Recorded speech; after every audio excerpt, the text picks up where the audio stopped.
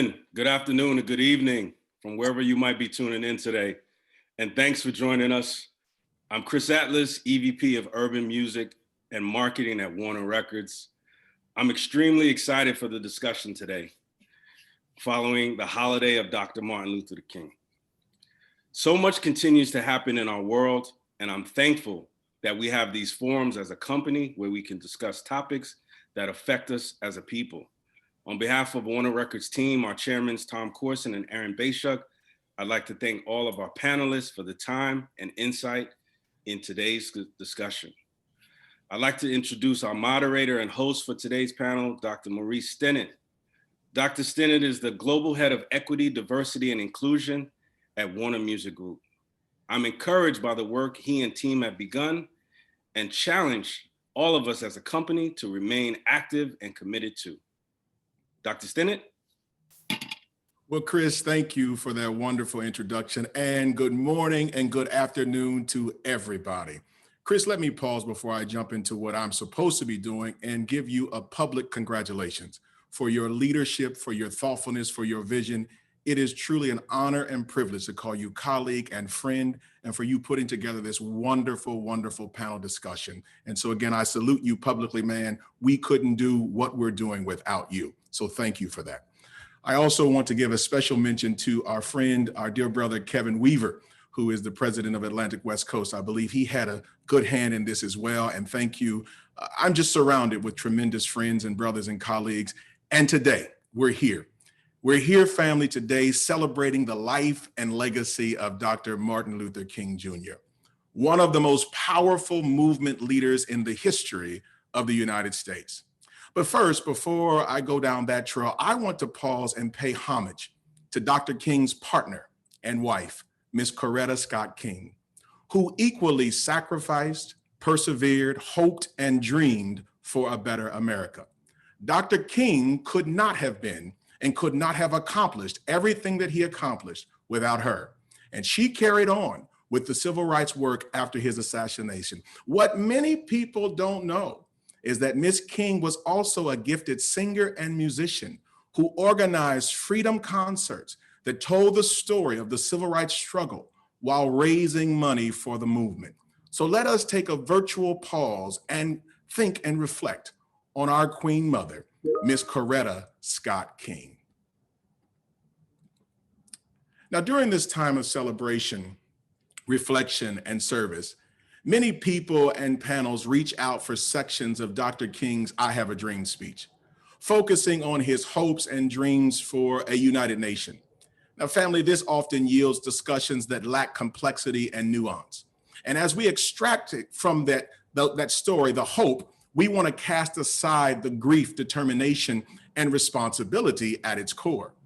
My desire is that we reach for that hope this year while also holding the grief and determination alongside of it.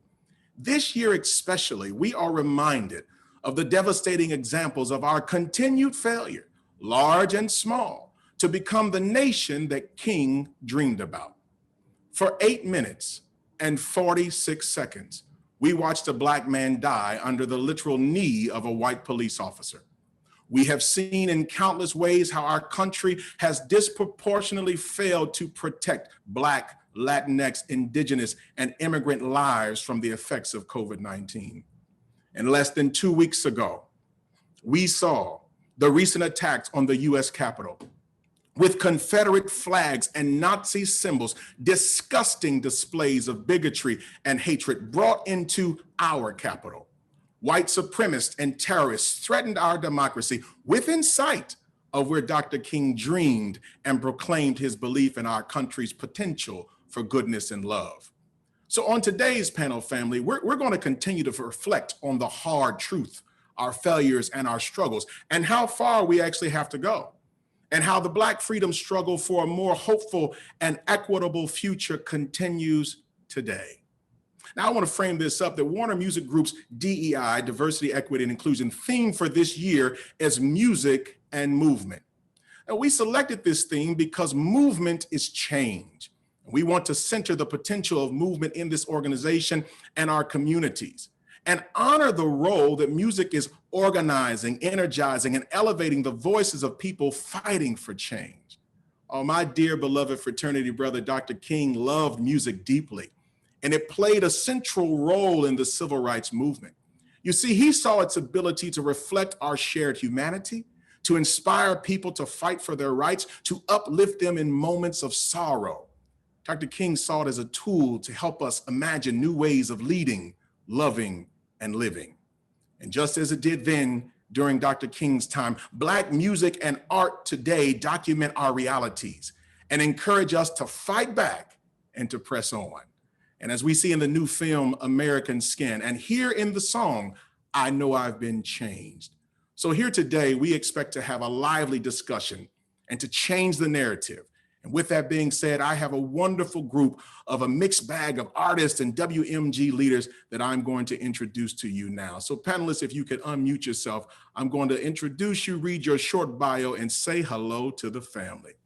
Let me start off with Keedron Bryant.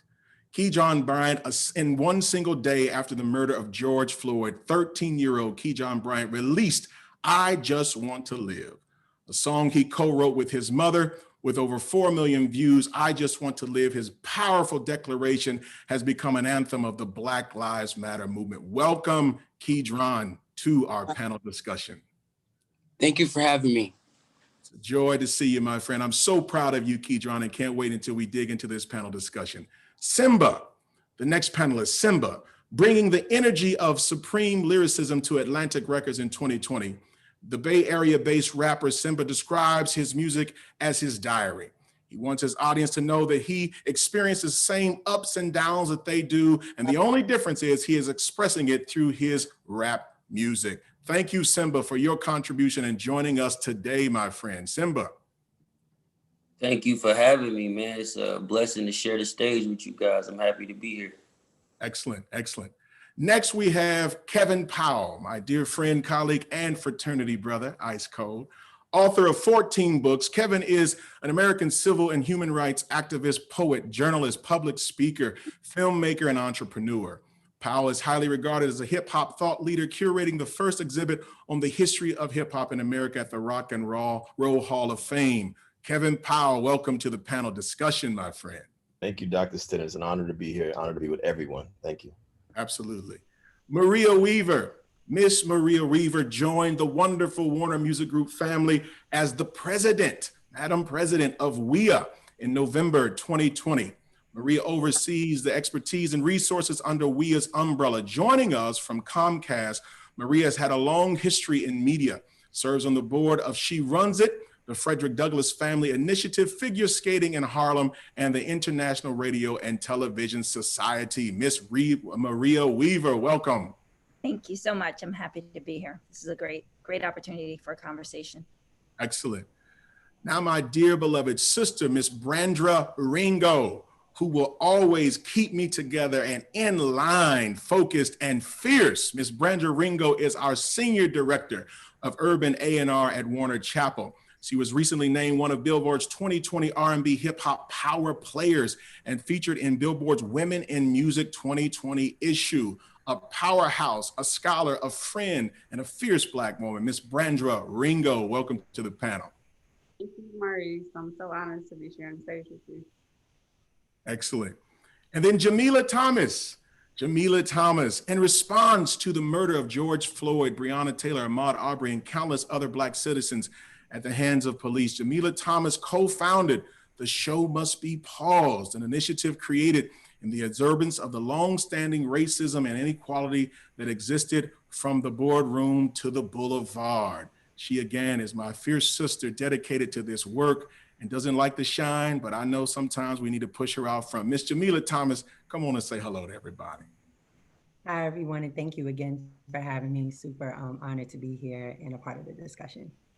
Exactly. I'm so glad that you are here. And again, last but not least, our special guest, the one and only Mr. Nate Parker, is an American actor and filmmaker, Nate made history in 2016 when his film, The Birth of a Nation, became the most paid for Sundance Film Festival production when Fox Searchlight Pictures brought it its distribution rights. So I am proud of my brother and the work that he is doing and what we're going to talk about today. Thank you for joining us, my friend, Nate Parker.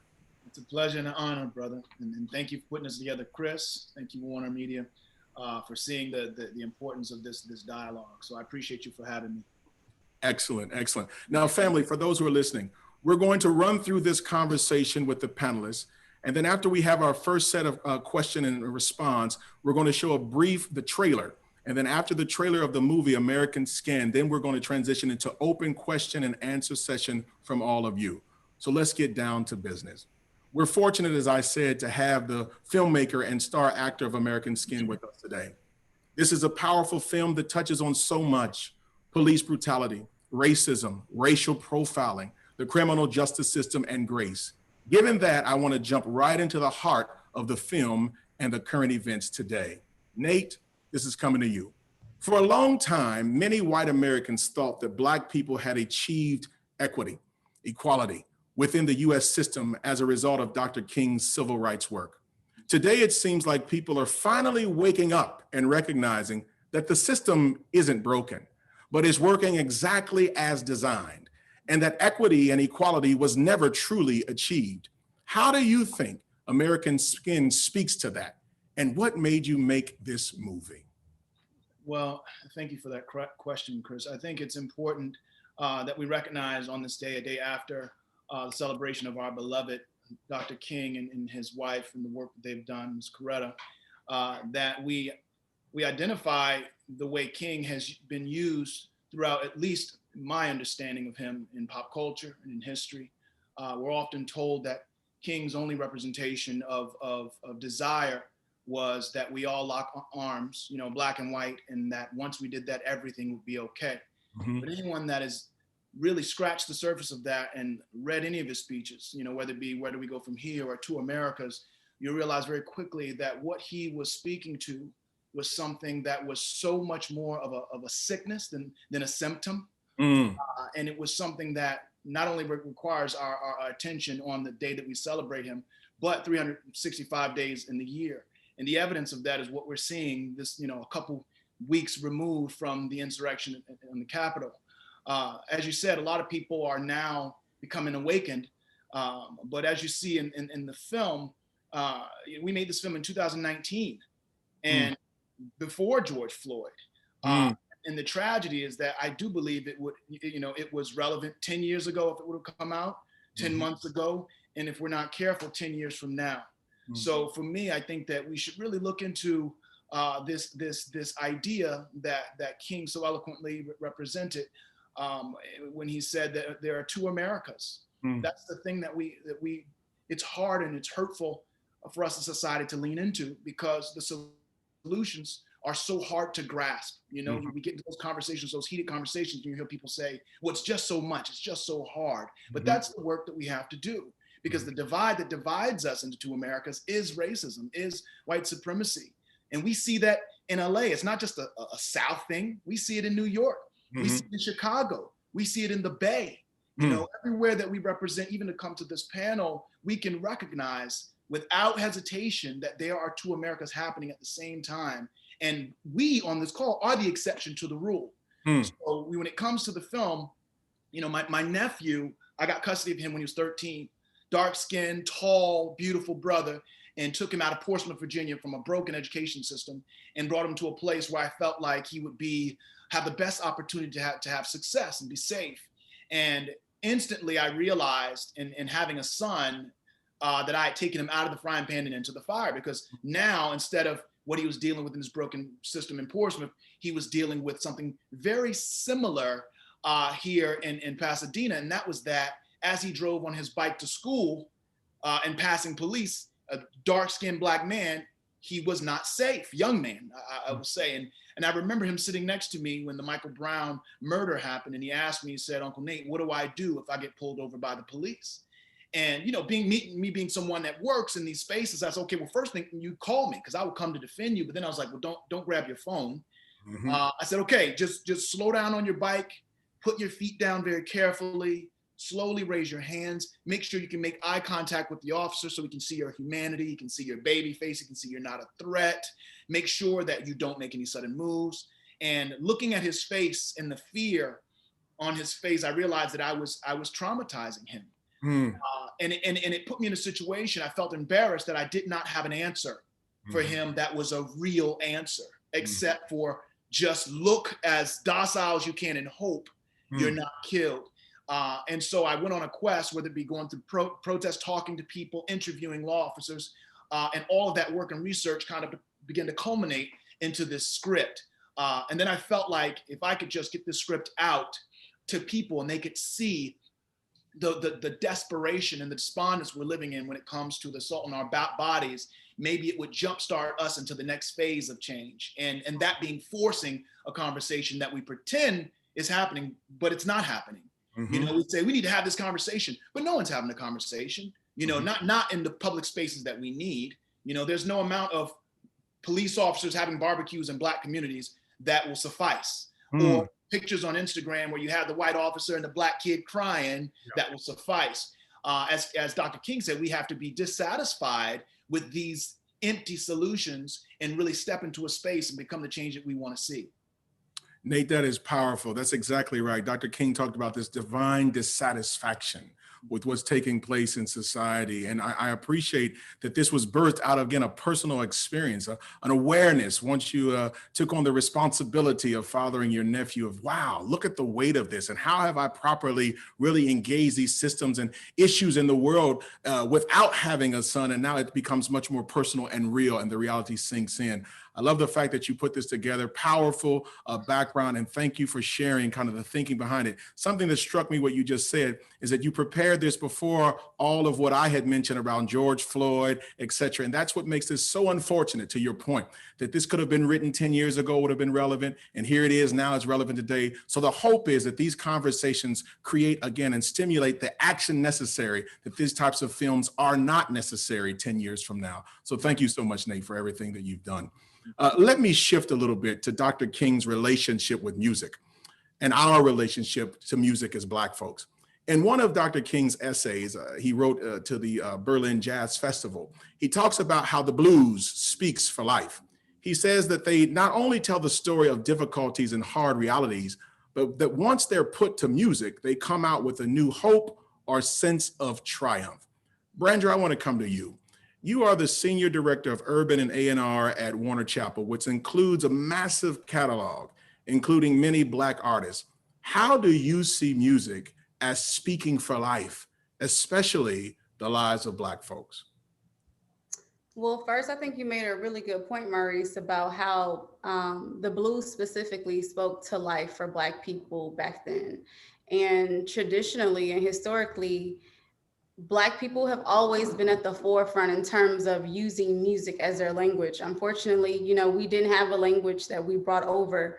And so music became that language for us. And so when you think about all of the different genres, including country, folk, all the different genres, they're all inspired by blues, which essentially all have African roots, right? You're thinking about you're thinking about the percussion, these are all African roots. So there has not ever been a time in American history where Black people have never been at the forefront in terms of using music to galvanize people. Fast forward to now, you have several artists, and obviously hip hop is known for what is done in the community. And speaking about the struggle, you have different artists that are very vocal about the struggles that they go through. And so I wanted to just give a couple examples.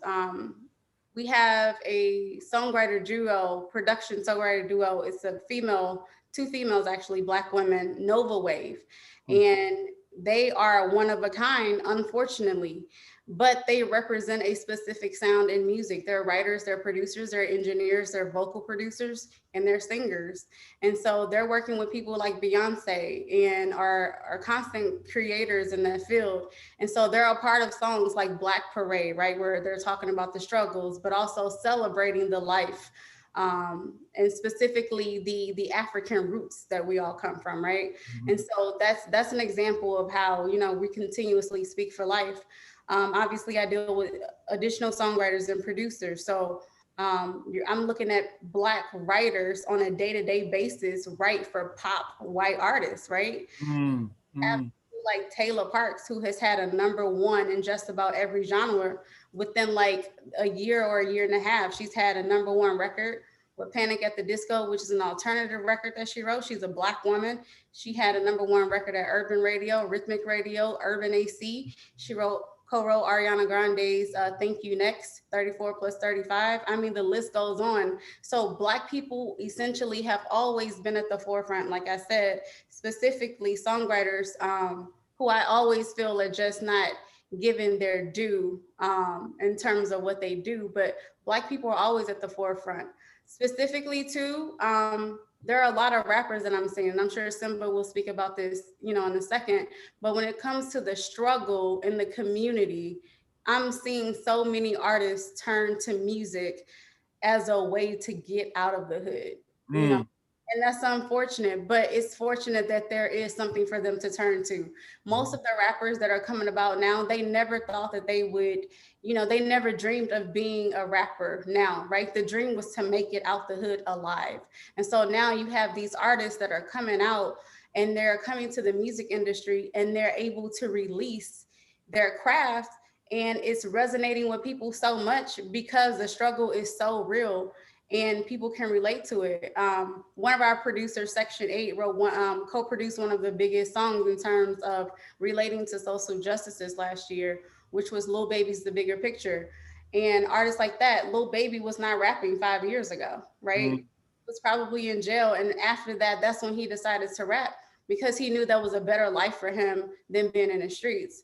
And so we're seeing this often, and unfortunately, the struggle continues. Brandra, I love how you really package all of that, breaking down the history, again, of the Black experience from, again, the African beat and the sound and how that's infused in all different genres of music. So essentially, Black life has been speaking throughout different channels and genres, even if you were not aware of it. Black life is speaking. And then how, again, even today, Black life is now speaking. And I've heard before, a song can oftentimes capture one's emotions better than the written word, right? It can express what you're feeling. It can get out and explain to you, rather, and convey your emotions and thoughts and help you really recenter yourself and gather yourself. So I love it. And it's been speaking for us for quite some time, not only for our lives as Black folks, but it's been speaking about and for life in general in ways that I don't think many people have understood. So that's very helpful. And I thank you for that. Keedron, I want to come over to you. You're an outstanding artist, young man who rose to fame with that deep and impactful song, I Just Want to Live. And now you're on this new track, I Know I've Been Changed. Share with us from your perspective, how do you see your music as speaking to both the difficulties and hopes of Black people? I think my music, music in general can speak to both the dark sides and the trying times, and also hopeful sides and the faith sides that we can get through it, and that we can't stop yet and we can't give up now. So music is definitely a language that Black people can speak through, and it's definitely our message to get out there in music. So I think my music, especially for I Just Want to Live, was my battle cry for Black people, that we just want to live, and just to bring hope, and just bring hope and faith to this world, that we can get through it together, and that we'll have freedom and equality. But we don't know when, but I just want to bring hope to people, and that we can always just keep fighting. Fantastic. And you're bringing a lot of hope. You're bringing a lot of inspiration. Tell me, how did you feel when you recorded I Know I've Been Changed? What was that feeling like, reading those lyrics and those words for you personally? What did you feel about that? I Know I've Been Changed, like how Mr. Nate did the movie before even the George Floyd happened. I recorded that song before I even knew that American Skin was going to be a movie. So it kind of like connected, because I never knew that I Know I've Been Changed was going to be on a movie like that powerful movie, American Skin. So it was definitely, I had a good time recording that. And gospel music is my roots, is where I came from, and it's my, so I had a big connection with that song. I love it. Keedron, you have a wonderful light inside of you and you're shaking up the world, man. I'm so proud of you. Thanks for joining us today. Symba, I want to transition to you. You are also on I Know I've Been Changed, and Dr. King is known for his leadership of the civil rights movement, which he dedicated his life to. Today, we see many young Black activists dedicating themselves to organizing and racial justice. How do you see this song as relating to the Black Lives Matter movement? What do the song and the movement mean to you? To me, when I first talked to Nate and I watched the movie, I kind of approached my part of the song as a letter to white supremacy. You know, it's like we've been kind of asking you guys peacefully to stop this. You know, we've been marching, we've been looting, like we've been trying to take it easy, but it's getting to a point where the thug and gangster and all these things you call us, you're about to push me to that brink because of the things you're making me do to survive as a Black man in America. So pretty soon, I'm ready to jump out the window. It's not more so about, you know, if I'm gonna go to jail or if I'm gonna die. It's like, if I gotta die to help the next person live a better life that look like me, then so be it. And that's kind of where I came from. Nate broke down his perspective when we first talked on the phone, and that's kind of what he told me. So when I approached it, I was just like, I want anybody to hear this to feel like, you know, we're having a conversation with white supremacy and just giving them a warning to let them know what's coming if y'all don't cut this out. I think that's powerful. As a result of writing that, was it a bit of a cathartic experience? Did you feel a release? What did you feel as you were able to express yourself in that way, Symba? Did you find any comfort in being able to put what your feelings and thoughts were to the lyrics? Like, what was that for you? It was crazy because, so I talked to Nate when I was in Atlanta. The next day I came back to LA and I went through an experience on the flight. There was a lady on the flight and she didn't want to sit next to a Black person. So it was this whole dispute on the plane, and we were sitting on the runway for like 30 to 45 minutes. Now there's another lady behind her, and this is a white lady, and she's texting.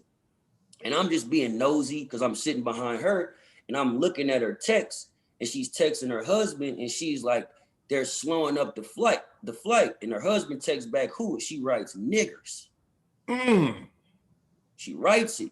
So I stand up on the plane, like I just told my manager about this. I wish I would have recorded it. I stood up on the plane and I was like, yo, we have a Karen on the flight. You know what I mean? And I addressed it. I stood up and I addressed it, and she ended up getting kicked off the flight. Now, I don't know if they kicked her off or she just wanted to leave, but she ended up leaving the flight. But that situation made me go straight to the studio. I didn't even go home when I got off the flight. I took my bag to the studio. My bag and everything, smelling like an airplane and everything. I went straight to the studio and I just let it out. Everything me and Nate talked about, everything I felt on the plane, just frustrations of not feeling like a human. When you look at things like the 3/5 compromise, how we wasn't considered as humans so you can lower taxes.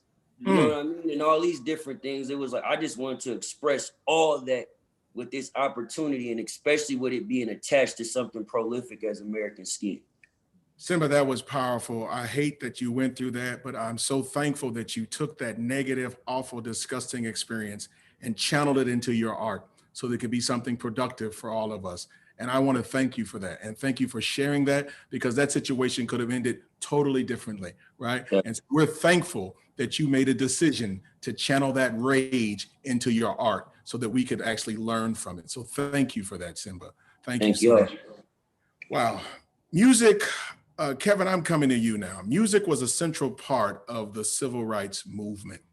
Can you speak a little bit to the many roles that music played in the civil rights movement, and what role do you see it playing in today's movements?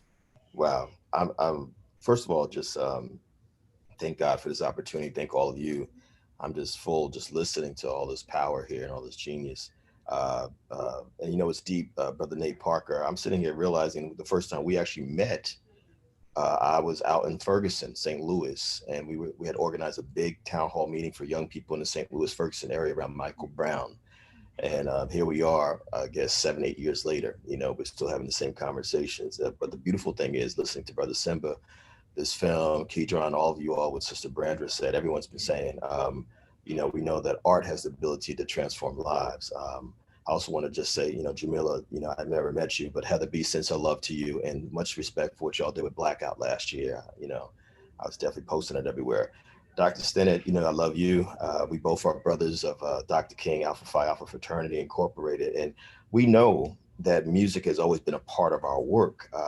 Dr. King would call Mahalia Jackson, ask her to just sing to him, as he was in the middle of this. Let's keep in mind, y'all, Dr. King was only 26 in 1955 when he began leading the Montgomery bus boycott that was sparked by a Black woman, many Black women, but one in particular, Rosa Parks. We know that he was only 39 when he was assassinated in 1968. If he was in these times, he'd be a hip hop head. He'd be a millennial. Let's put that in context. This was a young person. This is someone, the civil rights movement, the heart of it, 1955 to 1968. You're talking about Nina Simone, Curtis Mayfield, Sam Cooke, Symba. I got to tell you, as you were talking about the incident that sparked what you wrote, Sam Cooke had an incident at a hotel that sparked a change is going to come, and so we understand that we need every generation, every era, we need music artists, rappers, singers, whatever you do. Keedron, the fact that you're only 13 years old, the genius of that. And knowing that, young man, you are a genius, you're a genius just like everyone on this panel, because oftentimes we're told that we're not these things. I'm so glad that we acknowledged Coretta Scott King at the beginning of this, because there is no movement without Black women, without Black women, without Black women. There's no Joe Biden, Kamala Harris in the White House without Black women, without Black women. Let's be clear about that. Yeah. Music, Dr. Stinnett, I mean, literally there's a soundtrack that was created because of the civil rights movement. You're talking about Sly and the Family Stone. You're talking about James Brown, Say It Loud, I'm Black and I'm Proud. We're talking about the birth of the last poets. I mean, we're talking about, Mary McKee. We're talking about Harry Belafonte. The list is endless of folks. And I think that what we're seeing now with Lil Baby and Symba and Keedron and folks of these times is that there's been so much stuff that has happened. Breonna Taylor, George Floyd, Sandra Bland, Trayvon Martin, Michael Brown, Ferguson, again, where me and Nate first met, that now you see people realizing I've got to say something, because the reality is people listen to music artists in a way that we don't listen to other people. This is just a fact. In fact, when I think about my own education as an activist, and I've been an activist for over 30 years, it was as a college student listening to Bob Marley, Still Pulse, The Last Poets. You feel what I'm saying? People saying, hey, this is the stuff you need to pay attention to. So we know that we need it. Plus, on a real simple level, y'all, music, art heals us in the midst of all this madness, because what Symba was describing so powerfully, this stuff gets to you. This thing that Nate Parker labeled white supremacy, racism. We don't hate anybody. We love all people, just like Dr. King did. But what we hate is oppression. What we hate is hate. What we hate is just people trying to dehumanize us over and over again, from the Constitution, as Symba said, reducing us to 3/5 of a human being, to this man, as Dave Chappell said, art, comedy is art as well. 8 minutes and 46 seconds of someone being kneed to death, George Floyd. And so in the spirit of Dr. King, I just want to encourage us to keep going forward. And I agree, the way you laid it out in the beginning, Dr. Stinnett, look at Dr. King as a whole human being. I've been doing speeches on Dr. King for many years. Let's not get stuck on the I Have a Dream speech. This man lived a full life. But if you are going to talk about the I Have a Dream speech, at least read it. At least read it. Not just sound bites, not just snippets, and understand, even in the I Have a Dream speech, it's in there. Don't take my word for it. He actually says in that speech, police brutality, not once, but twice. And the last thing I'll say, because this is really important for me as a lifelong hip hop head, hip hop is my culture. Y'all know what I'm talking about. This is what I grew up in. I love all of our music, but hip hop there's a direct connection between Dr. King and hip hop. A couple things he did at the end of his life, really quickly. One, in his Vietnam War speech, 1967, 1 year to the day he was killed, April 4th, he actually said in that speech, we need a radical revolution of values, a radical revolution of values. This is what this film, American Skin, is questioning. What are the values here that allows us to go on? And we still need a radical revolution of values. Look what just happened in the nation's capital. Look at the security that is going to be there tomorrow because of the fears that these folks are going to wild out again as Kamala Harris and Joe Biden are being inaugurated. We need a radical revolution of values where violence is not the solution for everything, where hatred, fear, division are not the norms in the society. This is what Dr. King was talking about. The other thing that's important, I got to say this as someone who comes from poverty. Dr. King, who was born into the Black elite in Atlanta, Georgia. He was a college student at Morehouse College, Black college by 26, he has a PhD. In his early 30s, he had a Nobel Peace Prize. This man was a phenomenal world figure, right? He was talking about poor people at the end of his life. Sanitation workers in Memphis, Tennessee. He said, we need to not forget about poor people. What does it matter if you can sit anywhere on the bus if you ain't got no money to get on the bus? What does it matter that you can sit at the lunch counter if you ain't got no money to buy a hamburger? He was organizing a poor people's campaign in 1968. Well, guess what, y'all? Poor people created hip hop. Poor African Americans, poor West Indians, and poor Latinx people created hip hop in the Bronx, New York. And there was a parallel energy happening on the West Coast in California. Poor people created hip hop. The same poor people who told us not to forget, the same poor people Dr. King told us not to forget, created this culture that has basically employed every one of us practically in some form or fashion sitting in this room right now. So let's keep in mind there's a direct connection between Dr. King even in hip hop. Wow, Kevin, that was just, I mean, phenomenal. And connecting this radical revolution of values, understand what are we doing here? What are we about? And I love how you perfectly connected that to, again, poor folks, because poor folks are the ones who created this phenomenon of hip hop. And as you said, Black music, again, generating the largest amount of wealth for most of these music companies, right? And so here it is, hip hop generating this wealth that we now are able to benefit from. But there's still this large group of folks, Black folks, brown folks, who are still not able to participate in the benefit of their own genius, artistry. And that is most unfortunate. And that is exactly what Dr. King was talking about at the end of his life, the Poor People's Campaign. Exactly right. So let me transition into this. Dr. King was an adamant supporter of workers' rights, including artists, and a critic of capitalism. And one of the things he is known for is his belief in our shared responsibility for one another. So Jamila, I think this is important for you. You are one of the founders of The Show Must Be Paused, which calls for greater accountability from the music industry, which benefits from the efforts, struggles, and success of Black people and artists. Why is it important to you to have a music industry related movement specifically? Hi, yes. Well, really based on Symba's story, right, with the Karen on the plane, and I'm his product manager at the label. So knowing that he's directly affected by what's going on currently, you know, and so am I just as a Black woman, right? And like Kevin said, that is always a Black woman behind the movement. It was only right that at some point somebody has to stop sitting back, right, and sitting around and getting back to business as usual. So knowing that I can have, you know, Black artists that I work with every day coming from the same neighborhoods they come from, and just see what happened to George Floyd and talk about the mixtape rollout or talk about the timeline, it just didn't feel appropriate. At some point as an industry, we have a responsibility to support the same communities that we pull our artists out of, the same communities that, you know, we do a turkey drive-in once a year. Like, it's not just about giving back around the holidays because it's 'tis the season, it's always the season. You know, this is where our talent comes from. This is where we profit largely off of the Black consumer. And, you know, a part of it is accountability. So I can't point the finger at an industry that I work in. So it's also holding myself accountable to make sure that if the platform doesn't exist, that we create one, right? And that we create a pipeline to give back and to also curate talent. And I think that it's super important that we provide a big stage in the music business for everything else. That same stage needs to be given for what's going on in, you know, society and just the racial injustice and how it directly affects the staff and the artists involved.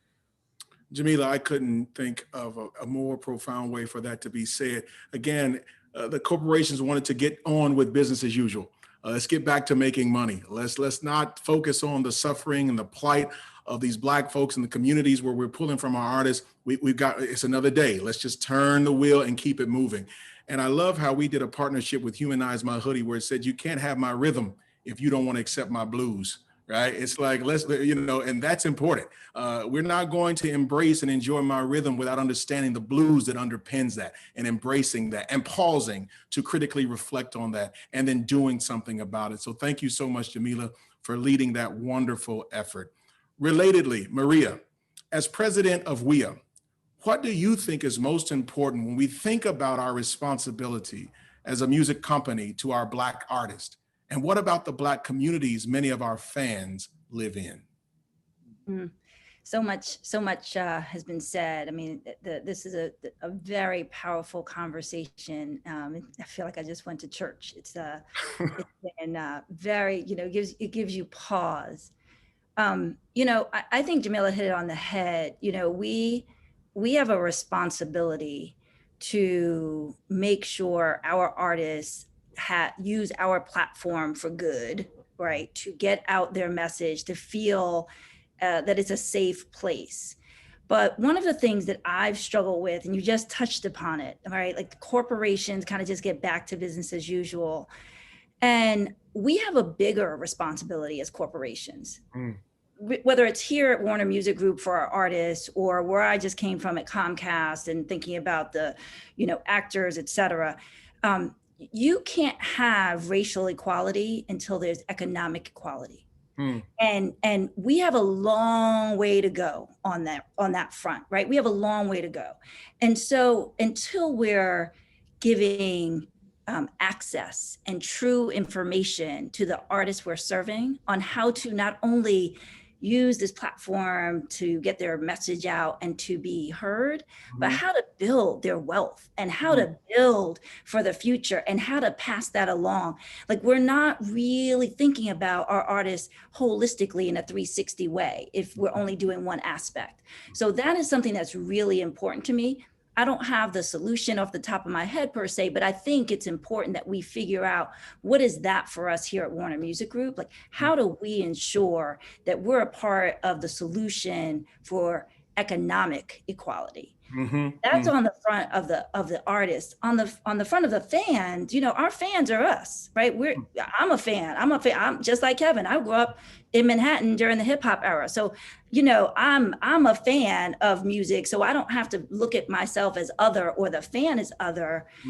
Music is food for the soul. And so all we're able to do for our fans is really ensure that we are giving them that food, and helping to uplift and educate. I will say, I'm actually thrilled that this movie didn't come out in 2019, because I don't know that it would have had the same opportunity for conversation that it has now.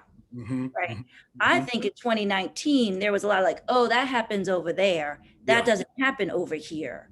Now, when I watch that with my two daughters, 19 and 17, who know what to do when they see the police, right? I can have a bigger conversation with them, because it doesn't feel to them like it's something that happens only in some neighborhood. It's something that can happen to them as young Black girls, no matter where they are, no matter how educated. I tell them all the time, no one's asking you for your taxes or your W-2s. Like, right? Like, that's not what they're asking for. They see you as young Black girls. Right. So, I mean, I think when we think about our fans, we have a responsibility to bring music to them that's uplifting, that's empowering, that gives them that food for the soul that they need so desperately, especially right now, right? Especially right now. So it's an interesting time. Thank you for that question. And thank you for this opportunity to have this conversation, because it's a really important conversation.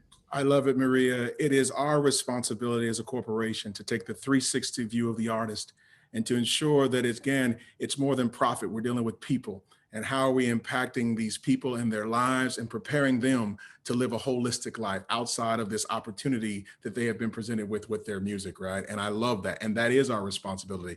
And I love what you said. It's our job to produce this music to our fans. We are the fans that brings about this healing. And I think a part of that healing is truth telling.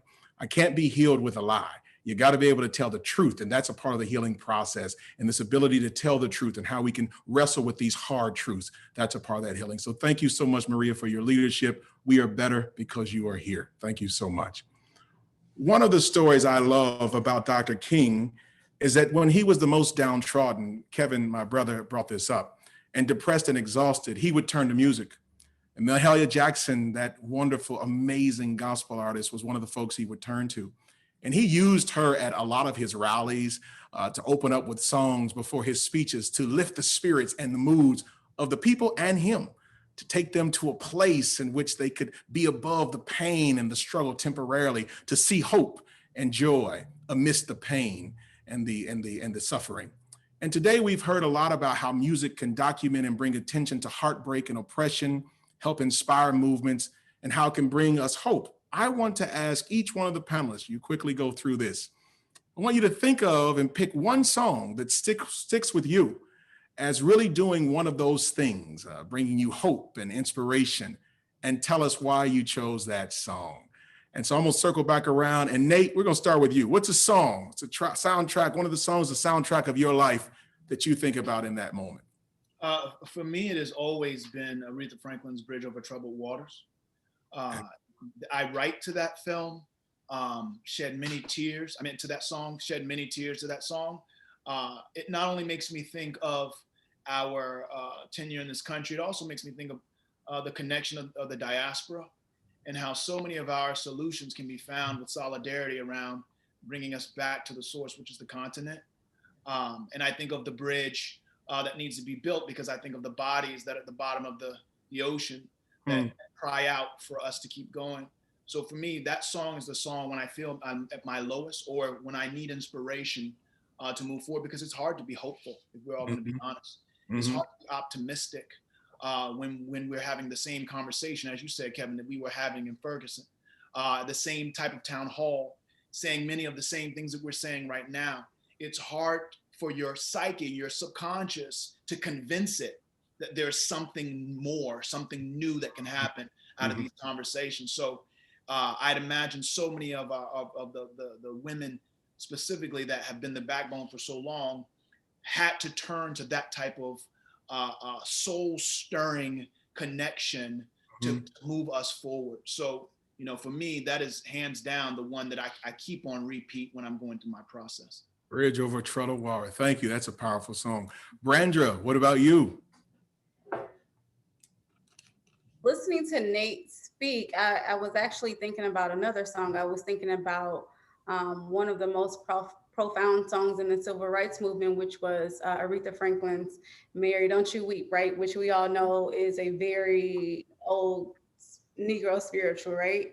And that song actually led to Paul Simon writing Bridge Over Troubled Water, right? And it comes back to Aretha. And so when I hear that song, when the chorus play, it gives you goosebumps, like you feel it, right? And another song that I was gonna specifically discuss was Kendrick Lamar's All Right. When Dr. King said that, and a lot of times these songs bring us hope and triumph. Sometimes you don't necessarily feel that in all the songs, but when I listen to Kendrick's All Right, I feel it. I feel better about whatever I'm going through, even though the situation may not seem like it's going to be better on the other side. You feel it. It's energetic. It's almost that type of the type of cadence that Marvin Gaye would give us when we would listen to music, and you never really thought about that you're listening to something so prolific and political, but felt good, right? And so when I listen to that song, that's exactly how I feel. Love that. Love that. Keedron, what about you, my friend? I would say we've come this far by faith because of course it's a gospel song and it speaks to the Black culture about that we are a culture of faith, and we are a community of faith, and we have come this far from slavery, and we've been through danger, we've been through a lot of troubles in this world. So we have always been a people of faith, and we have come this far. And so in church is my roots, so I always lean back on that song. And because gospel music is a genre that is like Mr. Nate said, is soul stirring, and it just speaks a powerful message that we need in the Black community. And yes, so we come this far by faith. I love that, Keedron. One of my grandmother's favorites, my friend. That's a beautiful song as well. Symba, talk to me. What is one of your songs that you're thinking about? I don't necessarily have a song. I have an album, and Okay. it would be Jay-Z's The Blueprint. And The Blueprint gave me hope to be a Black man in business. So when he said lines like, I'm overcharging labels for what they did to the Cold Crush, pay us like you owe us for all the years that you hold us. We could talk, but money talk. Let's talk more bucks. That made me just want to be black in business and look out for my people to where we can't just be getting taken advantage of. You know, right. So that's one song. And another one I would say is Meek Mill's What's Free. Tell us more about that. Why that one? Because it's really just asking the question, like, what's free? You know, free is when you're not controlled by the things you see on TV. Free is when we're not controlled by what people tell us to be. And that song, from his verse to Jay-Z verse, it tells us to be yourself. Don't let people make you feel like because your skin is darker or your hair is a little more natted that you're supposed to look like the person on the other side. It's like, nah, this how we was made. This what we gonna embrace on this side. And that song always just made me feel proud to be black. I love it, Symba. Both of those powerful examples. Thank you so much for sharing. Kevin, how about you, my friend? I didn't realize I was next. I'm like, just listening. Wow. Well, you know what? It's funny. I just watched, shout out to Brother Nate and all of our filmmakers, with American Skin. People should definitely check it out. And then also shout out to Regina King. I just watched One Night in Miami last night as well. Sam Cooke is my favorite singer ever, like ever. And A Change Is Gonna Come, chills, you know what I mean? And it's interesting because, to the point of filmmakers, a lot of times movies introduce us to music, and it was Malcolm X, Spike Lee's movie that really made me say, this song, A Change Is Gonna Come, is it. You know what I mean? I just fell in love with that song. But I can't stop there because I am a hip hop head. Chuck D, Public Enemy, changed my life. Chuck D, I mean, Chuck is humble. He's like, Kev, you teach me. I'm like, nah, Chuck, you don't understand. When you make Fight the Power and you challenge white supremacist icons like John Wayne and Elvis, and hearing that as a young black man, like what Symba just said about Jay-Z, a decade later with The Blueprint, I mean, that changed my life because I didn't know that we could say things like that. You know what I mean? And then I want to bring it up to the modern times. I agree with Brandra all the way. I think Kendrick Lamar is one of our poet laureates of these times. And I've been to a lot of Black Lives Matter rallies over the last 6-7 months. Since it all blew up last year, around Breonna Taylor and George Floyd, Kendrick pops up at every rally. That says something right there. And I'm telling y'all, I'm eagerly waiting to see what Kendrick Lamar's got to say after all the stuff we just been through. So shout out to Kendrick Lamar. Excellent. Thank you, Kevin. And last but not least, Maria, share with us your song that inspired. Well, Kevin Powell and I clearly come from the exact same era. I mean, Public Enemy for me, for sure, was probably the first time I knew you could be so vocal about how you felt, right? Like that you could actually put those lyrics into a way that wasn't just kind of like just dancing and moving, but it was meaningful, it was powerful, and it was meaningful. And it was, for me, probably the first time, right? Because before that was, my world was Grandmaster Flash, et cetera, right? So very, very different. But the person the song that first came to my mind, and it's not nearly as old, was Rise Up by Andra Day. And primarily because I think, when I look at this panel, everyone on this panel is using their voice in a way and being extremely activated, right? In some way, some shape or form, but it's exhausting, right? I mean, I think everybody would say it's exhausting. And so when I need like that extra kick, that moment, that's my go-to song when I'm like, okay, you know what, Maria, you gotta keep it moving. You gotta rise up. You gotta, because my favorite line that I use right now is, you got to keep your foot on the gas, right? This is a moment. This is not a moment to be exhausted. As one girlfriend said, we've been training for this moment for a long time. We got to keep our foot on the gas. So Rise Up is the song that gets me going. Love it. Thank you all. I love all of that, everything that's been shared. Now we're going to transition. Thank you for that. We're going to transition, family, and we're going to show the trailer for American Skin. And then after we watch the trailer, we're going to come back and open up the session to engage question and answers from the viewers on today. So I'm going to ask my tech folks if you could cue up that, and we'll watch the trailer for American Skin.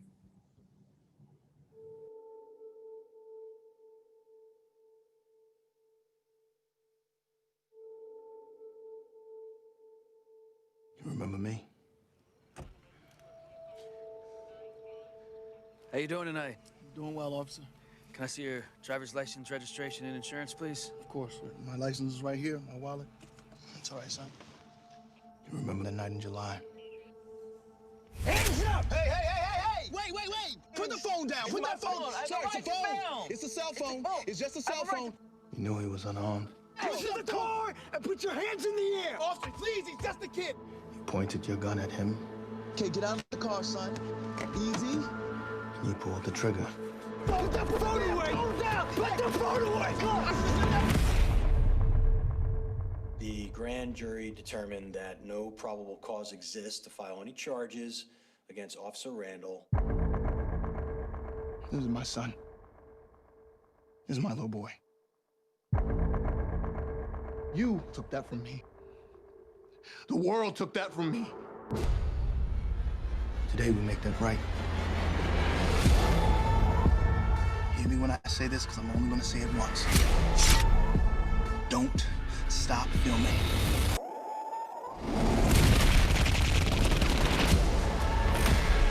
If you just give up now. Why are we the only people in this country that are expected to do things without violence? I didn't mean to kill your son! What you did. I did what I was trying to do! I just want justice. That's all I want. This is your jury. The deciders of your fate. Today, you will be tried for the murder of my son.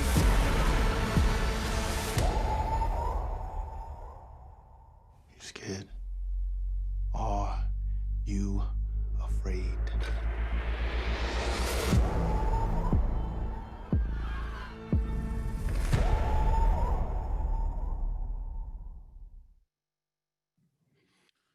Wow, powerful trailer, powerful movie. I'm ready to engage. But before I move forward, let me pause this show and bring in Jamila Thomas, who I did not ask about what is her favorite song. So, and you can start there, Jamila. Do give me 2 for 1, please. Tell me your favorite song and what it means to you, and then transition into why do you think this film is important for us today? And then we're going to circle around with all the panelists to give why this is important. But talk to me, Jamila. What's your song, and then why is this film important?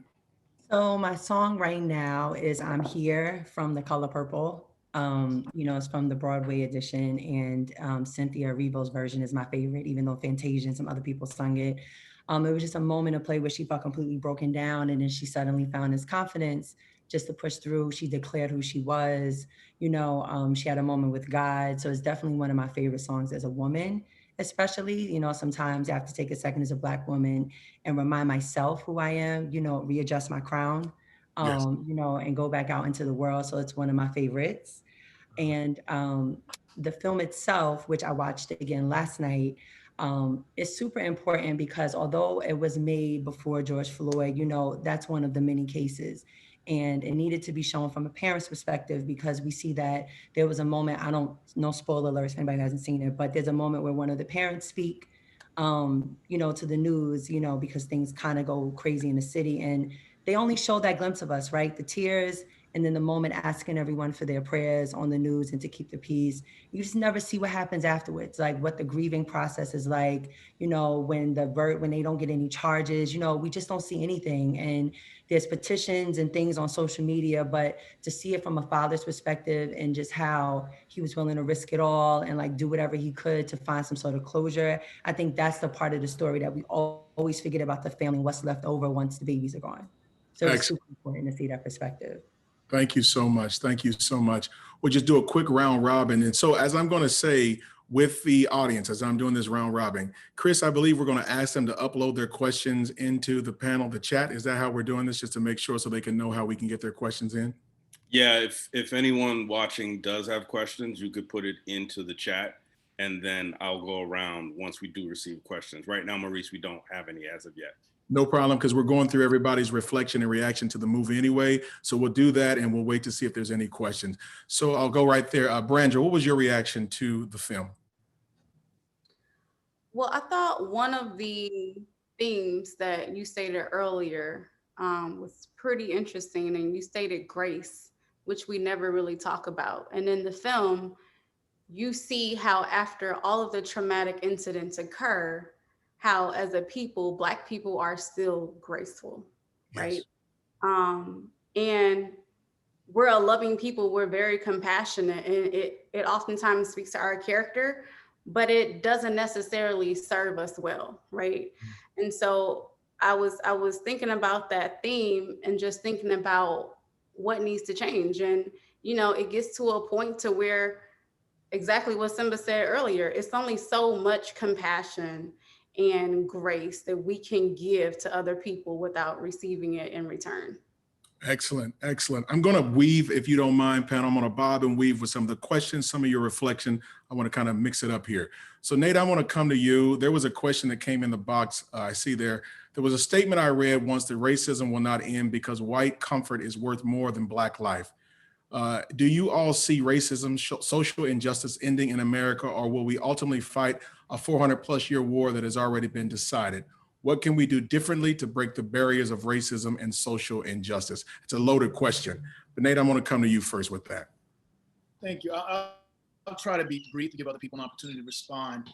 It goes back to what Dr. King spoke about in Memphis. We talked about and where do we go from here? And then what Maria spoke about as well. I think economic empowerment, what we were able to do in Tulsa, what we were able to do all over this nation when we turn inwardly and exercise our right to assemble and close the door and sort out issues without succumbing to divisive tactics, without being separated from those who are in a different tax bracket than us. I mean, we think that there's psychological terrorism and gaslighting happening even within our own community when it comes. I mean, you see it, Kevin, when we try to get funds to, you'll meet a pro player or someone who has access to funds, right? And you'll say, brother, I want to make this for the legacy of our people. He'd be like, I'm in, I'm 100% in. And then he'll call a white man and, and no offense to everyone on the call, we're just keeping it real. And that will say, are you sure you want to put money into something that's just for Black people? I mean, they're only 14% of the community. Why don't you invest in something that's for everyone? Because then if it has a global impact, and we're finding ourselves in this tug of war when it comes to underwriting our own freedom. So I think the real question is less about how white people see us and more about how we've been conditioned to see ourselves. Come on. Because once we see that, then everything we want, we will have. We have it all in our community. Look at Keedron. There's no shortage of talent in our community. No, but when it comes to cultivating that talent, what Jesse Williams is doing with Bank of Greenwood, you see what Symba's doing with, saying, I'm going to dedicate this to speaking consciously to my experience. I'm going to take that pain and funnel it into this moment. All of us, everything we need is on this call. And I say on this call in particular, because of the impact of music in our community, what we've been talking about for the last, hour. So will racism end? No, I don't think so. But will the impact of racism end? I think that's on us. When you talk about the film and our grace, yes, we are a graceful people. If we weren't, the world would really be different, But I think that we have to ask ourselves, what are we going to do different to contribute to our freedom? When we talk about liberation, one of the things that Dr. King said specifically to Reverend Jesse Jackson, one of the last things he said to Jesse Jackson, he says, I'm worried I've integrated my people into a burning house. Dr. King said that. We are the people. We have to remember when it comes to having this assembly of these Black voices, we haven't been here long. We haven't even been able to talk and exchange ideas unapologetically. And I think these are all steps that we must take to our liberation. Dr. King also said, no Lincolnian Emancipation Proclamation can deliver us the freedom that we want. We have to affirm ourselves in our Blackness. These are all the words of the man that we are celebrating in this moment. And like Kevin said, it goes deeper than, Dr. King didn't say, if we could just get white people to be less comfortable, we could just get white people. He said we have to affirm ourselves. So I think that there's a process of healing that has to happen. And I believe that we're in that process right now. And this film in particular is from, like Brother Symba said, it's a cautionary tale as well.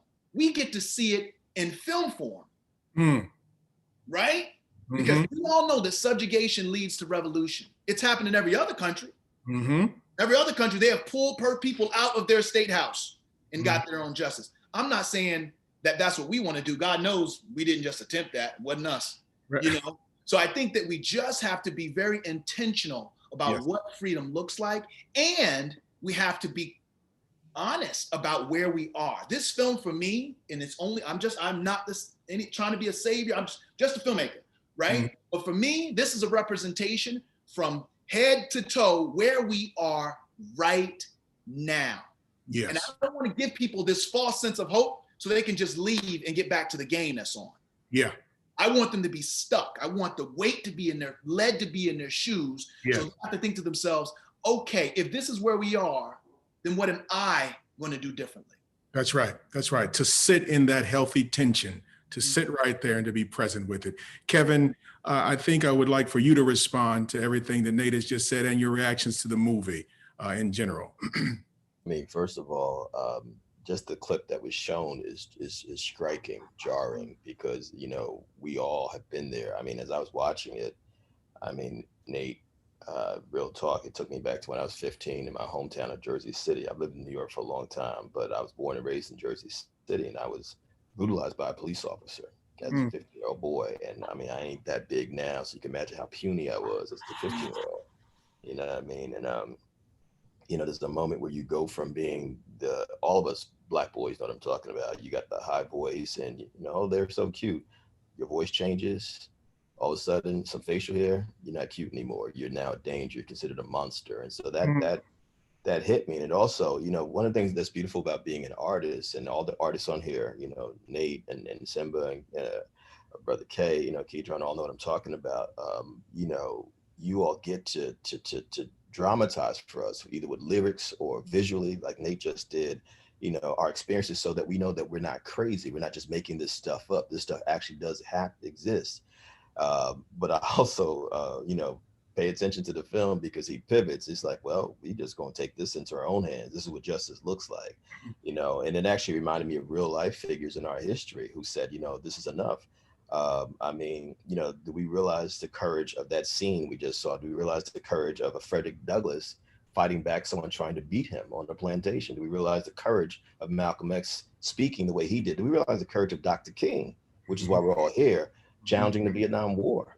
You know, and to Sister Maria Weaver's point, Dr. King calling for economic justice, economic empowerment. You know what I mean? The courage of that, because some people want him to just keep talking about voting, just talk about that, just talk about that. Dr. King's like, no, we need a whole thing here. You know, he actually, everything we're talking about here, by the time people, please study Dr. King, to Nate's point, study Dr. King the last 3 years of his life and see how it was a whole plan in place. It wasn't just one piece of the puzzle. We have people now telling us if we just vote every 4 years, not even every election, just every 4 years, then you're good. We know that's a joke. Nate asked a very powerful question, y'all. I hope we pay attention to. What does freedom look like? Well, which is a question I believe Dr. King was asking when he said, where do we go from here? Community or chaos, right? For me, Nate, and everyone, I think there's 3 levels of work that we have to do. One is against systems of oppression. You know what I mean? Let's just, Bell Hooks, one of our great scholars, says it all the time, name the oppressions, you know, name it.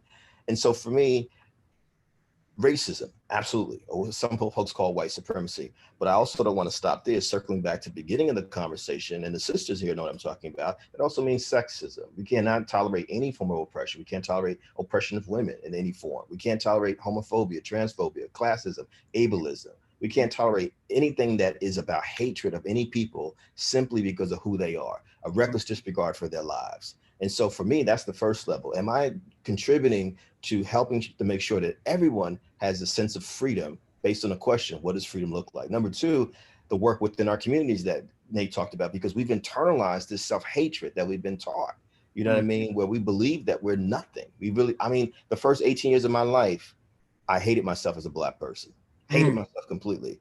And my mother did the best she could. She sent me to the so-called best schools, but I was grossly miseducated. I learned nothing about, I mean, Black history, my 13 years of school, kindergarten to the 12th grade, and Keedron, you don't understand how incredible this is opportunity is for you. I wouldn't even know that this was possible when I was your age, because I was told that we were slaves.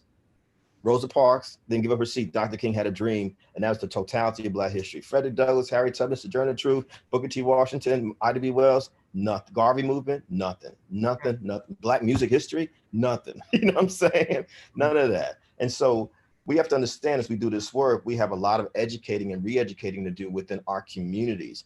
When I say our communities, yep, I'm talking about Black folks for a second, but it also includes all those folks who showed up at the Capitol 2 weeks ago who have been so thoroughly brainwashed that they don't even realize that Donald Trump don't care about them either. You feel what I'm saying? Because most of them are working class, poor, white folks who are the same people Dr. King was saying needed to be helped. When he said poor people's campaign, he didn't say just poor Black folks. He was talking about anyone who suffers economically, but because of white supremacy being put into their souls, into their minds, they actually now blame people of color in this country, immigrants, anyone is to blame when it really is the system that's the problem that creates mass poverty in the first place. I just posted something last night where Dr. King said there's something wrong with this world where you have a few people who have a lot of wealth and everybody else is just struggling. And then the last part of what does freedom look like? The work we got to do within ourselves. You know what I mean? There's a reason why I said to Keedron, you're a genius. Because as a Black boy growing up in this country, I was never told, other than by my single mother, that I was intelligent. Everyone else made it seem like if you're a Black boy or a Black girl, that is something wrong with you if you ask questions, if you raise your hand too much. You know what I mean? You must have a chip on your shoulder. Who do you think you are? Symba, who do you think you are to actually raise a question about the disrespect that you got on that plane? You must be the problem. Nope, Symba's not the problem because Symba is brilliant. He's a genius. He understands, you know what? I'm the equal to you. I don't care who you are. And so that's part of the fight to me, y'all. The systems of oppression within our community, the work we got to do to get ourselves out of the hatred we've been taught by the systems of oppression. Then the internal stuff is, what am I doing every day to affirm myself so that I know that I'm not crazy as I do this work that Maria talked about, because it is exhausting. So we have to have affirmations, which is where music, y'all, bring it back to music. Ain't a day that goes by, I don't got music playing straight up. I need music, period. So I thank y'all who are music folks. Excellent, excellent. Pivoting back and forth. Thank you, Kevin. Nate, question from the group here. Was there a collaboration with the white police officers around the dialogue written for the trial portion of the film? Absolutely. And I don't think it would be authentic if there wasn't. You know, I had the opportunity to interview dozens of law officers. And the interesting thing is that every one of them agreed to speak as long as it was under a condition of anonymity. These are individuals that just, even before we started the interview process, it made me realize that they were at a moral crossroad with what their job was. Or, of course, there are people that do wake up and say, I'm going to hurt people. But the dozens of people they said, look, I'm going to talk to you, but are you going to say my name? Mm-hmm. Second, I said, no, it was, okay, let's talk about it. Racial profiling? Of course, there's racial profiling. I had one officer explain to me, he said, when we go into nice neighborhoods, we do what's called administrative policing. How are you, sir? How are you, ma'am? Hope you're having a good day. Thank you very much. He said, when we go into the jungle, and he used that word, go to the jungle, it is criminal policing. It is get out of the car, get on the curb. And there were a lot of curse words in the second part of that statement. And when you look in their eyes, they say things like, man, when you go in there, they want us dead. They want to kill us. You know, they tell their kids to hate us. So when we're walking to us and you just see the energy, even in conversation, raised to a level where you can see their veins pulling. And a lot of that dialogue I was able to use within the narrative. You know, literally someone said, look, Nate, I'm not racist, but the music, you know what I mean? It's like, you know, fuck you, bitch. I mean, what you expect? Yeah. Never once did someone say, you know, I recognize the fact that I'm here to protect and serve. I recognize the fact that I'm a peace officer. I recognize the fact that there's a history of policing and subjugation, intimidation that goes back to the plantation. And that the first police officers were patty rollers, patrollers, patrol. None of them knew the history. None of them knew the systemic, as you talked about, Kevin, the systemic, you know, issues or the infrastructure of a system that's doing, as you said, Maurice, exactly what it's designed to do. So I thought it was important for me to so it wasn't just this, you know, we all know how we feel. Yeah. We all know how it feels to wake up and walk outside. But what we've never had is that dialogue that can hear it straight to our face. Like, no, like y'all are animals, Mm-hmm. and be able to internalize that, Mm-hmm. right? And educate their ignorance, Mm-hmm. you know? And again, it's unapologetic. Me representing them is not saying they should, it's saying, okay, if we're gonna come to the table, let's come to the table and let's talk about it. Because I believe there are cops that are gonna watch this film, they might not tell anyone, but they're gonna push rent and they're gonna watch it with the lights off and they're gonna feel a certain way. I just do. You're exactly right. And that's spot on. Symba, I want you to chime in here. You're exactly right, Nate. And I've had conversations with colleagues and friends who were police officers, said the same thing, even Black police officers, who said there's a culture within the police department, like a fraternity, to where they're even swept into that mindset and that disposition and engage in that awful, disgusting behavior with folks that even look like them. And so I know what you're saying, but it was a very much so off the record conversation and admission to what is going on. Symba, talk to me about the film, what you saw, your reactions, your feelings in light of what Nate just shared. For me, the biggest part of the film was the relatability. We've all seen John Q, you know, and we've seen the story of John Q, but this hit a little deeper for me because it's a situation we're facing every single day. You know, every Black person in America has been through this situation. So it was a key piece for me because I'm somebody that's always trying to bridge the gap between the adults and the youth. So it was a way for me to be able to have something to show the youth. Sometimes I wear a lot of jewelry and stuff, so the kids in my neighborhood are running up, bro, let me see your jewelry, and I could teach them where diamonds come from. You know what I mean? So this film gave me a way to sit down kids in my community, from my little brother, his friends, my 14-month-old son, as he grow older, to show them, hey, this is what can happen. I don't have to just keep telling them. I can actually show them something physically they can see that they've already been through, and they like, yo, this happened to me. Yes. And I'm like, well, if you don't move this way and be compliant, this is what can happen to you, what happened to Jakani in the movie. You know, so for me, it was very relatable to be able to sit down, you know, with the younger community. I watched the day it came out, I watched the movie with about 8 kids.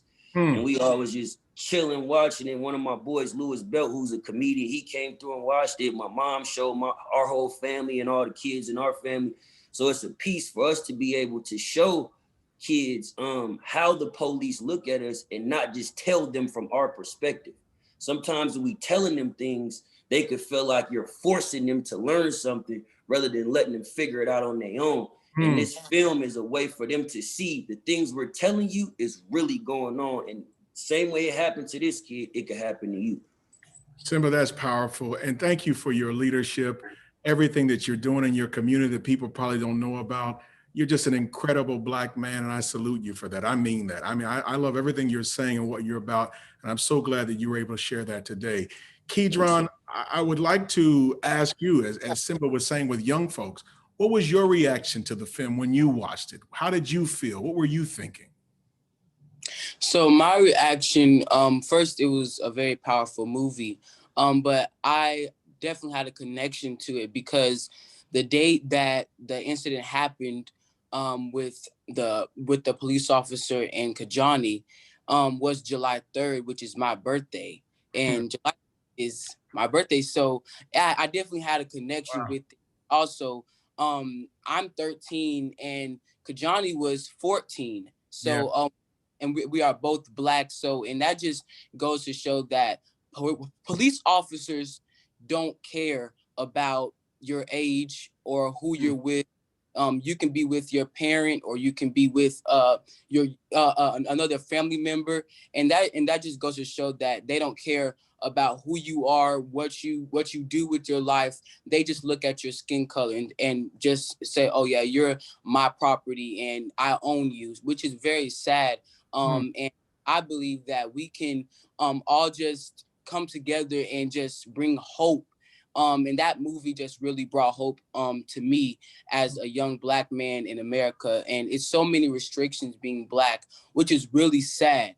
And so I definitely had a big connection with that movie, and I'm so honored to be able to be a part of it. And yes, it was definitely a powerful movie. Thank you so much, Keedron. Your perspective is so helpful of what you just said. I'm with my parent, minding my business, doing my own thing. and I'm just being Black with my mom or with my dad. And you were able to see and to connect. And as Symba said, he's teaching and telling his young folks to comply. But as we know, you can comply and still end up in that situation, okay? And let's be very clear about that, disrupting that damn ridiculous argument that you can comply and still end up dead, all right?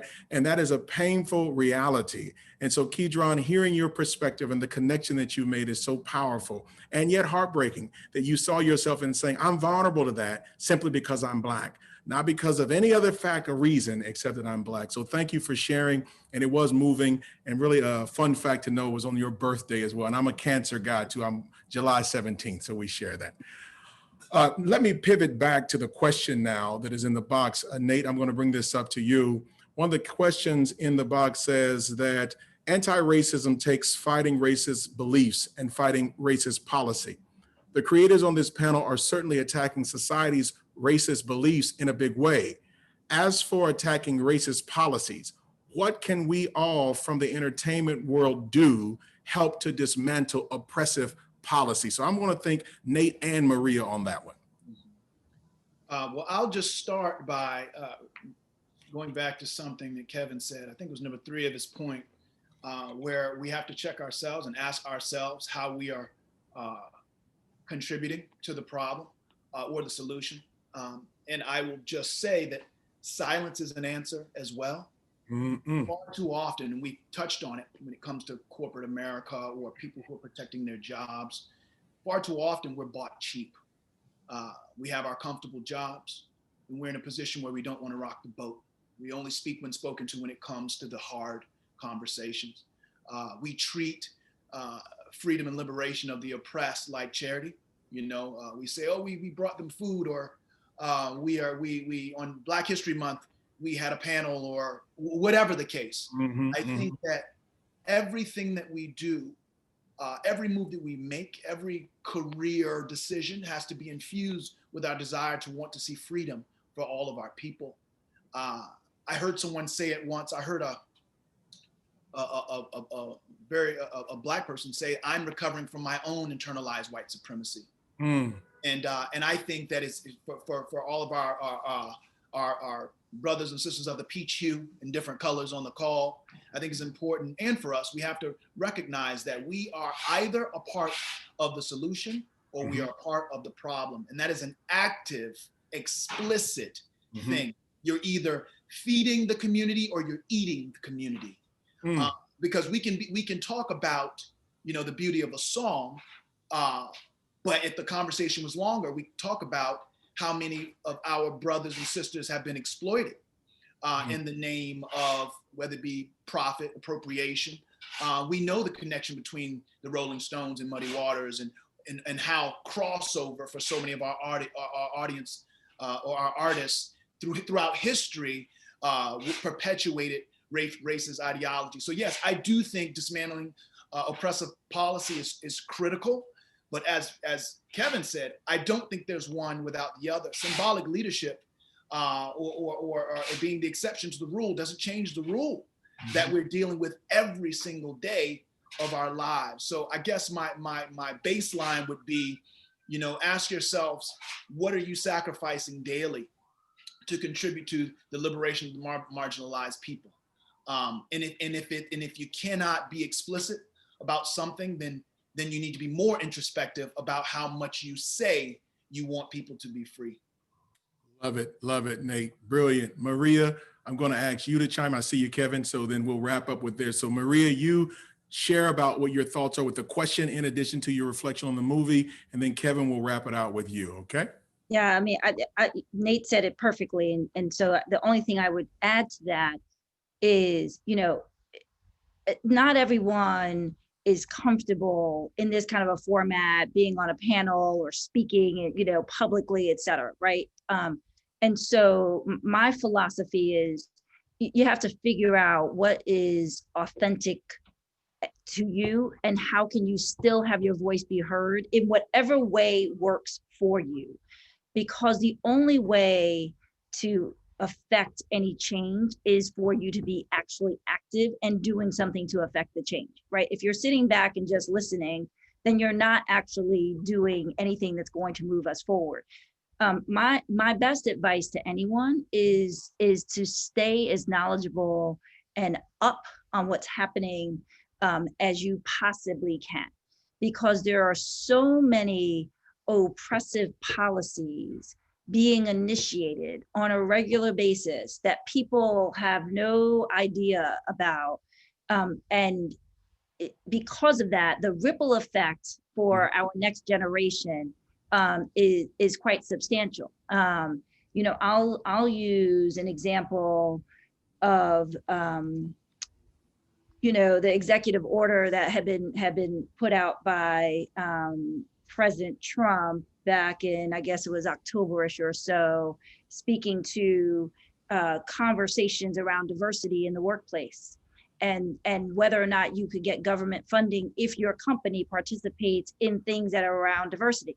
That's huge. That's a big conversation that affects all of us, right? And so for you not to be aware that these types of oppressive documents are being considered, these types of oppressive opportunities are at play, is really, I think, where we find ourselves 10 years later kind of in the same boat, having the same conversations, because you don't know what's really happening. I think there are lots of ways to stay aware. I use one of the apps that I happen to love is an app called 5 Calls, which always tells you what bills are about to be voted on in the House, and it's just it's just a way to stay up on it, right? Because there is a lot of information, but the nuance of what's written in those documents, the nuance of what's at play is really important for us to be aware of on a daily basis. And to Nate's point, right? You have to be self-reflective and figure out like where you can participate in making the change, but there are numerous ways to be about it.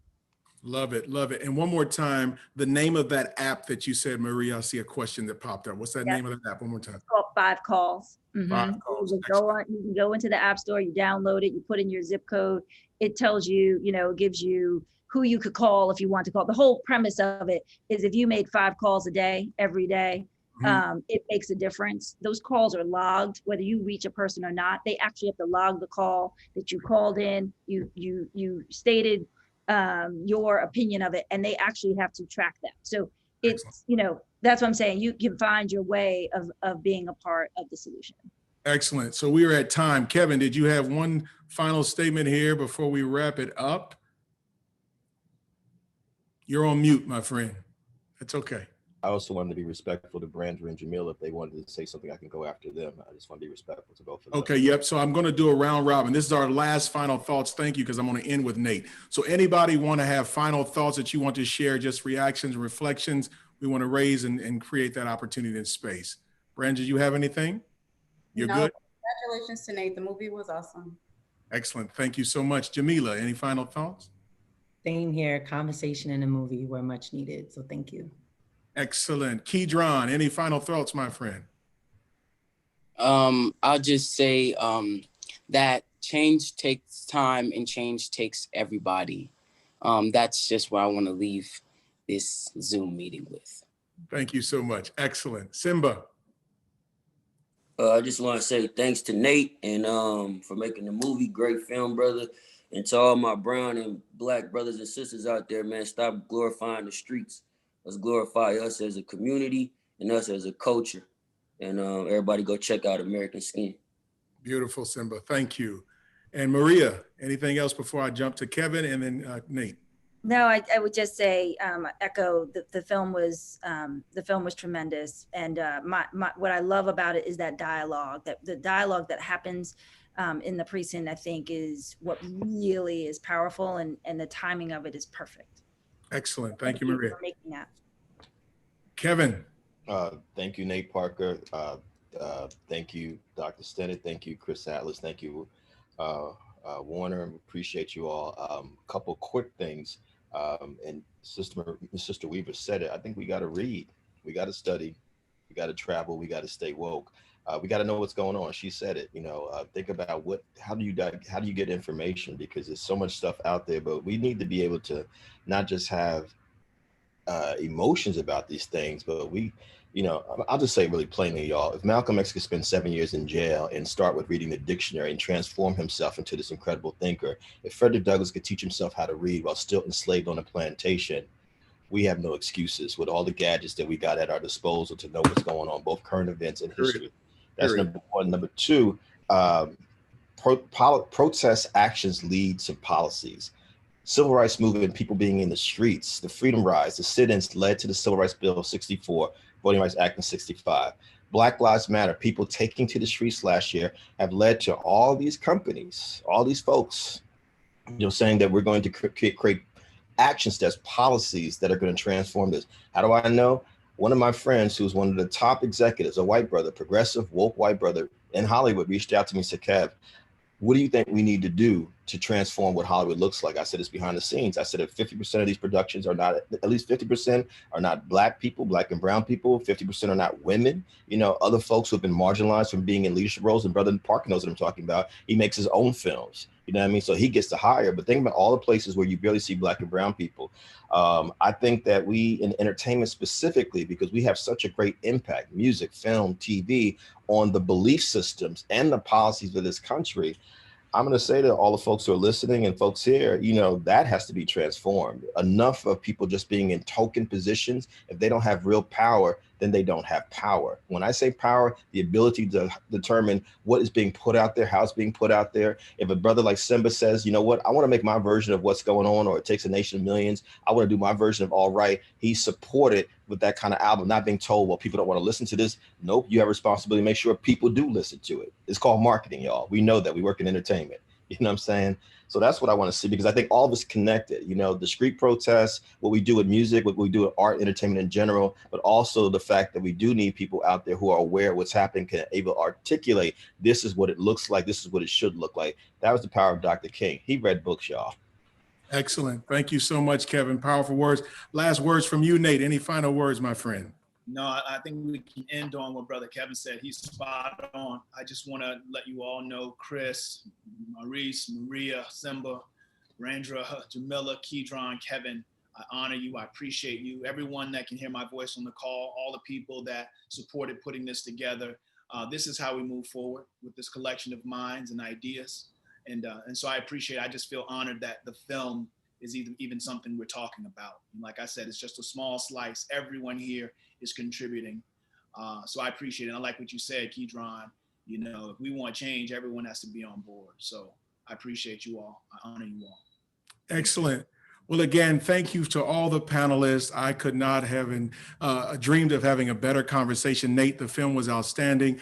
Thank you. Thank you for taking the time. To our artist, Symba, and again, my main man, Keedron. I just appreciate you both for your insight. Brandra, Jamila, Maria, you've been fantastic. And Kevin, of course, you already know what it's about. Family, I want to give a special thanks as I'm wrapping up to the curators of this wonderful conversation who put the questions together, two amazing women. Dana Townsend, thank you, Dana. Brilliant, beautiful job. Want to highlight you, Megan Mingo. Thank you, brilliant, beautiful job. I'll end my talk in saying that the words of my beloved fraternity brother, Dr. King. He said, the arc of the moral universe on the day before his assassination is long, but it bends toward justice. So on today, I want you to remember that the universe's moral arc does not bend on its own volition. We're gonna have to bend it. And so let's lean in and bend that thing in the right way. Thank you so much. Chris, back to you. Thank you, Maurice. Thank you, all the panelists. Nate, thank you for allowing the Warner Music family to actually preview the movie. Thanks to Vertical Entertainment, Mark Berg, Kevin Weaver. This has truly been a collaboration across Warner Music Group, Symba and Atlantic Records, Keedron with Warner Records, Warner Chappell. We are truly a family, and those are words that Maurice says all the time, and it truly resonates with me. And I hope this conversation has resonated with you all. Truly powerful conversation. Thank you for your time. Thank you for everyone from the Warner Music family that has tuned in today. And we will continue these conversations, because As Maurice has said, music plus movement equals action. And that's what we're about. So thank you.